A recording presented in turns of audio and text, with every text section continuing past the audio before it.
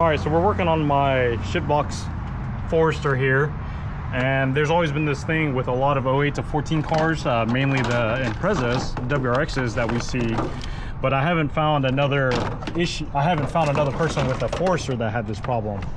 So what that problem is the firewall likes to flex. Go ahead and press the, as you can see, my master cylinder is moving quite a bit.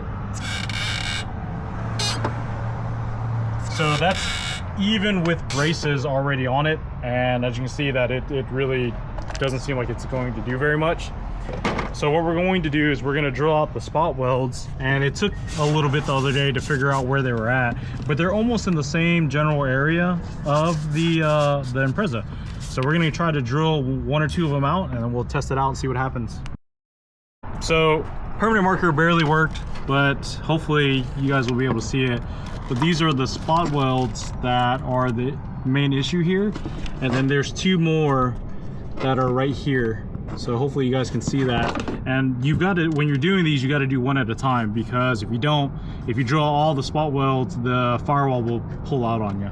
So let's give it a shot, see what happens. I'm a little nervous because, again, I couldn't find anyone with the Forester that had this problem. So hopefully I don't screw up the car.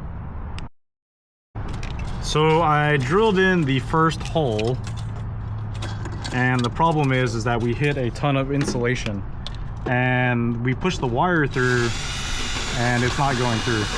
So I have zero idea of where this spot weld is actually going to be.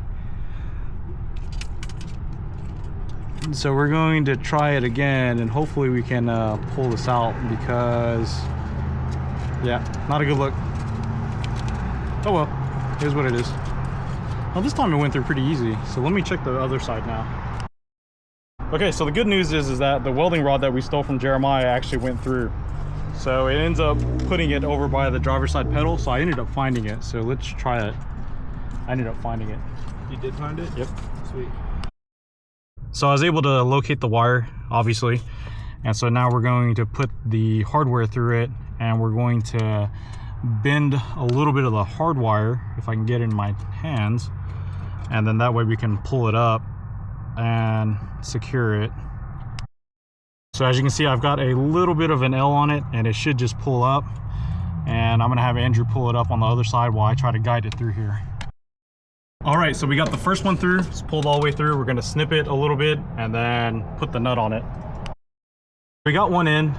We're gonna just try it. Go ahead. Nope. Equally just as bad. Okay, so that didn't do anything. So let's try another one.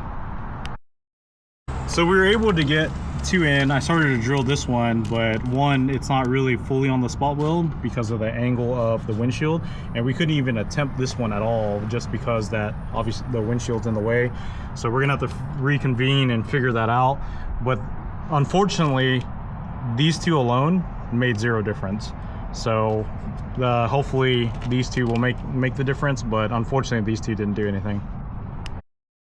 All right, go ahead and step on it. As you guys can see that the firewall, or the master cylinder, doesn't move anymore. We got 4 of these in. We had to use an extension to get it all in, but I hate to say it, this wasn't even our problem. There's literally a bolt missing from when I was doing the manual swap. Either it fell out, or it is missing, or I didn't put it in, or whatever the case may be, but that's actually the problem. Unfortunately, these 4 bolts did absolutely nothing for me. I can't really see a difference on anything it did. It was just that one missing bolt, and I'm ashamed to say it. Like, I've been dealing with this for like forever since it's been manual swap, and it ended up just being one bolt missing. But as Andrew said, we're gonna call this preventative maintenance and then leave it at that. All right, so now we're wrapping it all up, putting our windshield wipers back on, but I'm pretty confident that's fixed our problem. So I'll jump it off and then start it to see how the pedal pressure feels. But like I said, I'm pretty confident that definitely fixed it. The amount of movement that the slave has now is far less than what it was before.